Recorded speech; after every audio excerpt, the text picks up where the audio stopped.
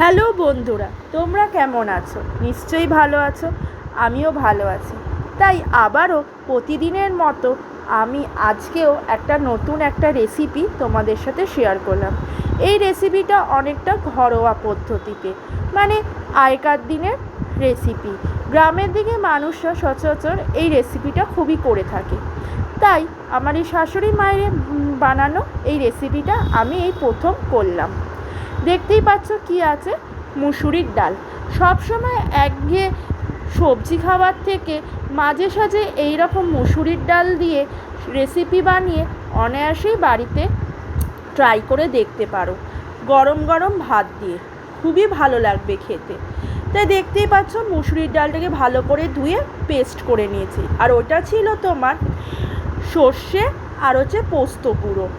এই দুটো গুঁড়োর মধ্যে একটু কাঁচা তেল, নুন আর হলুদ দিয়ে ভিজিয়ে রেখেছিলাম। বাটাবুটির ঝামেলা আর রাখিনি। আর দেখতেই পাচ্ছ এই মুসুরির ডালের মধ্যে একটু খাবার সোডা, নুন আর কাঁচা লঙ্কা দিয়েছি। এবার এই মুসুরির ডালটাকে একটু ছোট ছোট করে বড়ার মতো করে ভেজে নেব। তোমরা চাইলে এটি বড়া ভেজে তোমরা স্ন্যাক্স হিসাবেও তোমরা পরিবেশন করতে পারো।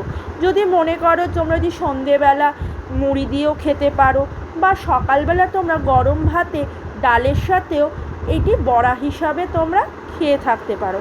আমি এটা একটু গ্রেভি বানিয়েছিলাম, তাও কি মুসুরির ডালের বড়া দিয়ে সর্ষে পোস্তর ঝাল। তোমরাও একবার ট্রাই করতে পারো বাড়িতে এই রকম পদ্ধতিতে। খারাপ লাগবে না, ভালো লাগবে গরম গরম ভাতের সাথে।